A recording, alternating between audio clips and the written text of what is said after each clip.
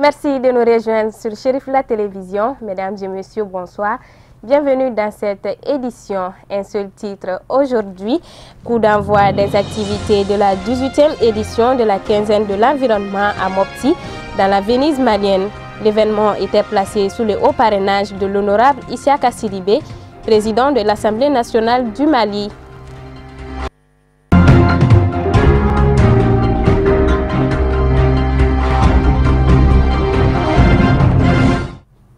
La salle de réunion du ministère des Investissements et de la promotion du secteur privé a servi de cadre pour la cérémonie de décoration aux membres de la Chambre de commerce et d'industrie du Mali, CECIM. Reportage signé Abdul Karim Sako, Samba Traoré.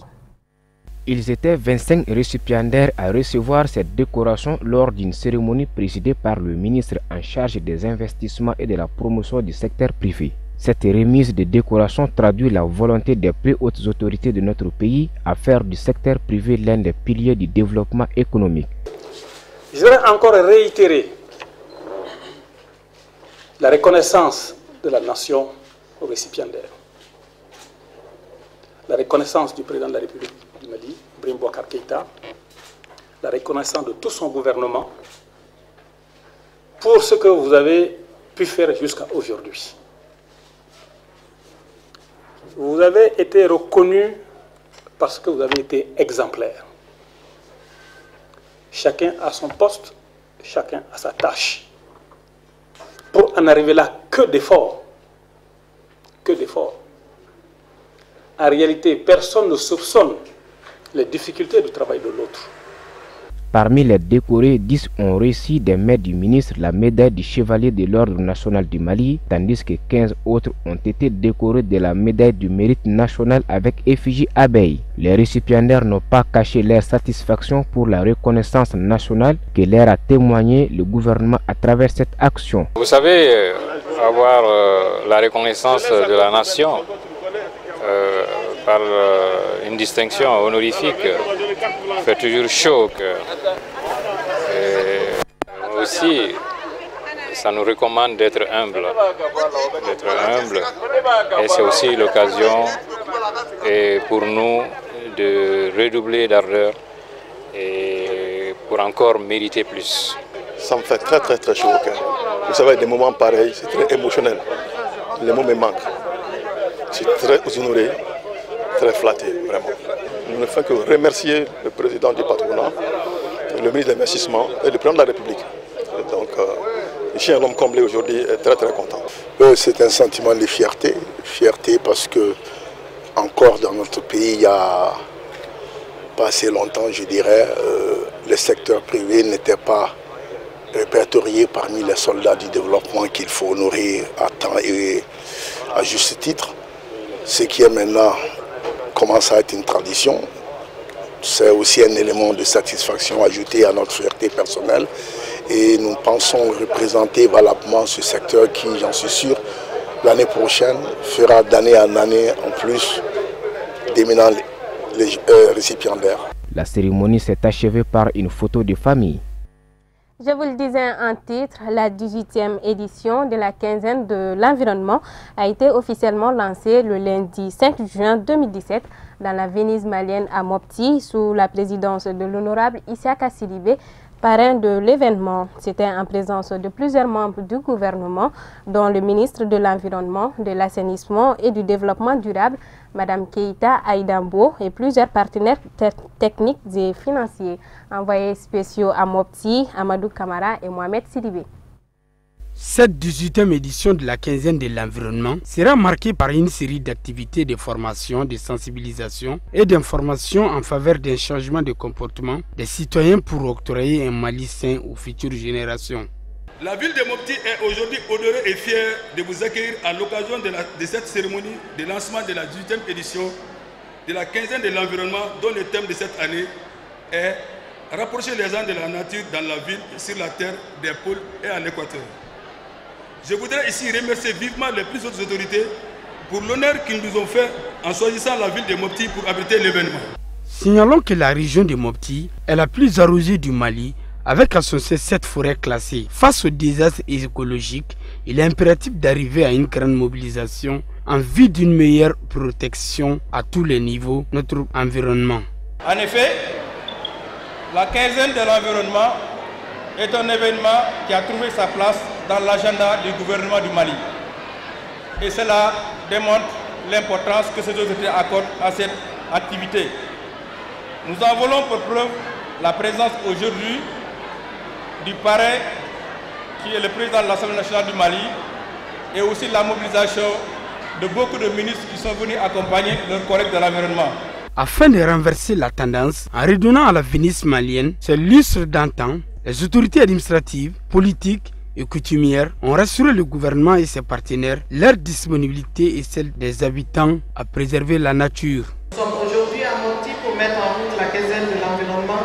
Cette campagne de communication pour le changement de nos comportements en vue d'une meilleure protection de nos ressources naturelles et environnementales. Nous sommes à Mopti après Ségou, Sikasso et Caille pour la mise en cohérence de deux dates cardinales que sont le 5 juin, la journée mondiale de l'environnement, dont le thème cette année est, je cite, « Rapprocher les gens de la nature dans la ville et sur la terre, des pôles à l'équateur », fin de citation, mais également le 17 juin, journée internationale de lutte contre la désertification, dont le thème cette année est, je cite, « Respect, notre terre, notre maison, notre futur ». Un grand honneur d'être ici à Mopti, avec vous, pour le lancement des activités de la 18e édition de la quinzaine de l'environnement. Je dois vous avouer que je n'ai pas hésité un seul instant à accepter l'assainissement et le développement durable pour parrainer cette activité. Oui, j'ai accepté cette invitation parce que la protection de l'environnement et l'amélioration de la qualité de la vie sont des obligations constitutionnelles auxquelles chaque Malienne et chaque Malien doivent se soumettre. Mopti, dans son ensemble, est un concentré de potentialités inestimables dans les domaines de l'élevage, des ressources halieutiques et foliques. Malheureusement, le fait de l'homme combiné à d'autres situations exogènes liées au changement climatique ont fini par dégrader dangereusement l'environnement et les ressources naturelles de la région. Que Dieu nous gratifie d'une bonne pluviométrie et d'une bonne campagne agricole. Je déclare lancer les activités de la 18e édition de la quinzaine de l'environnement à Mopti. Vive le Mali uni et solidaire. Je vous remercie. Célébrer annuellement la quinzaine de l'environnement permet de susciter une plus grande prise de conscience envers l'environnement et de promouvoir l'action civique et politique et la sauvegarde de notre écosystème. Vivement la 19e édition. Le ministre des Droits de l'Homme et de la Réforme de l'État a animé une conférence de presse le mardi 6 juin dans la salle de conférence de son département. L'objectif était d'informer l'opinion nationale et internationale sur la révision de la Constitution. Abdul Karim Sako, Samba Traoré. Selon les conférenciers et non moins ministres des Droits de l'Homme et de la Réforme de l'État, la révision constitutionnelle est une nécessité du fait de la situation multidimensionnelle actuelle du pays. Donc je voudrais simplement dire que ce n'est pas parce qu'il y a des difficultés sur une partie du territoire qu'on va renoncer à une procédure essentielle pour la consolidation des institutions de la République. C'est un faux débat. Aujourd'hui, si on n'avait pas les accords, si on n'applique pas les accords, on n'aura pas la paix dans le pays. C'est tout. Donc qu'on ne nous dise pas parce qu'il y a des problèmes de sécurité par-ci ou par-là sur les territoires qu'on ne doit pas procéder aux élections. Parce que s'il n'y a plus d'élections, il n'y a plus de démocratie du tout. Donc je pense que sur ces questions graves, la polémique aujourd'hui ne s'y est pas. Vraiment. Si le peuple souverain approuvait ce changement de la loi fondamentale par un référendum prévu le 9 juillet, cela devrait introduire des nouveautés dans l'actuelle constitution. Le deuxième tiers, c'est l'innovation dans notre constitution. Comme vous le savez, dans notre pays, les autorités coutumières et traditionnelles sont extrêmement importantes. Elles ont souvent beaucoup plus de légitimité même que les politiques. Mais malheureusement, elles ne participent pas à la vie de la nation. Enfin, on va les chercher quand il s'agit de les faire intervenir pour avoir la paix, pour résoudre les problèmes sociaux. mais il ne participe pas de manière officielle aux institutions de la République. Donc, cette innovation va permettre au président de la République de choisir, indépendamment de toute coloration politique, des personnes qui ont une légitimité bien assise, bien reconnue, des sages, des gens respectables qui puissent venir au niveau de la représentation nationale au Sénat pour pouvoir défendre les populations à la base. Le ministre a donné l'assurance que le gouvernement ne ménagera aucun effort pour une large sensibilisation du peuple quant à l'utilité urgente de ce projet de révision constitutionnelle.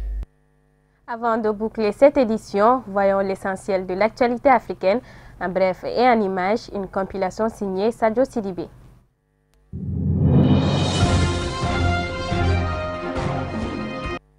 Le tout se resserre autour du Qatar, riche émirat du Golfe. Dans cette crise diplomatique sans précédent dans les Golfes depuis des années, l'Afrique n'est pas en reste. Le premier pays à s'être rallié à la cause saoudienne est l'Égypte, en même temps que l'Arabie saoudite. Les Émirats arabes unis, Bahreïn et le Yémen, les géants de l'Afrique du Nord avaient annoncé qu'ils interrompaient tout lien diplomatique avec le Qatar. S'en est suivi une déclaration du gouvernement libyen non reconnue par la communauté internationale et basé dans l'Est. Ce cabinet qui jouit du soutien du puissant maréchal Haftar a accusé le Qatar de financer et de soutenir les groupes djihadistes et rebelles qui troublent plusieurs régions de la Libye. Ce mercredi, la Mauritanie est devenue le premier pays de l'Afrique subsaharienne à rejoindre cette coalition anti-Qatar. Même son de cloche du côté du Gabon, dernier pays en date à s'éloigner du Qatar.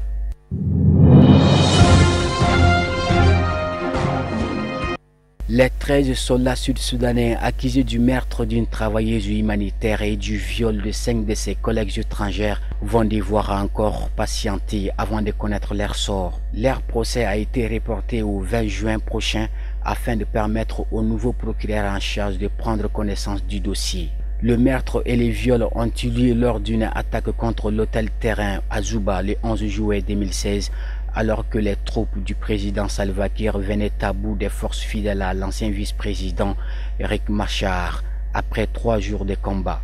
Cette attaque, la plus grave contre des humanitaires depuis le début de la guerre civile au Soudan du Sud en 2013, avait duré plusieurs heures. Des organisations des droits de l'homme pensent cependant que les accusés n'auront pas droit à un procès équitable et pour cause, ils sont détenus dans un tribunal militaire avec des difficultés d'accès pour les témoins et le public.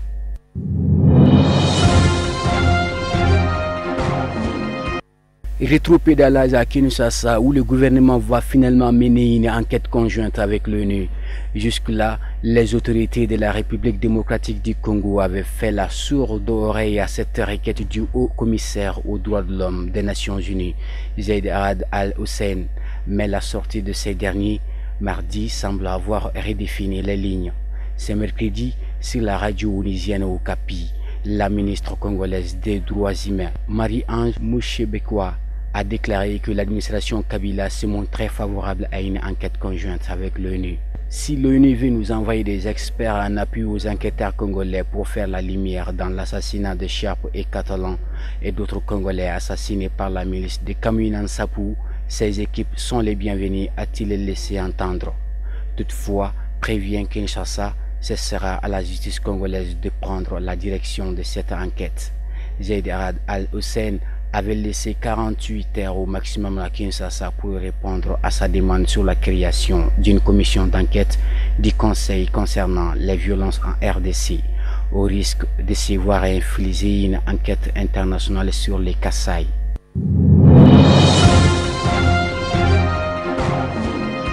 Le gouvernement béninois se voulait rassurant mercredi sur l'état de santé du président Patrice Talon. En France depuis plus d'une semaine, malgré des spéculations grandissantes et les inquiétudes dans les pays, il séjourne à Paris. Il profite de son séjour pour faire un bilan de santé, a expliqué le ministre des Affaires étrangères Aurélien Agmenonsi. L'absence du président de la République du Bénin fait polémique depuis quelques jours. Mardi, au cours d'une rencontre avec le corps diplomatique et consulaire accrédité au Bénin, Le même ministre avait déjà apporté une démentie sur le sujet. Le sujet fait l'objet de multiples commentaires et inquiétudes depuis son absence inexpliquée au sommet de la CEDEAO, Communauté économique des États de l'Afrique de l'Ouest, tenu au Libéria le 4 juin dernier. Le Conseil des ministres n'avait également pas été tenu le 31 mai dernier.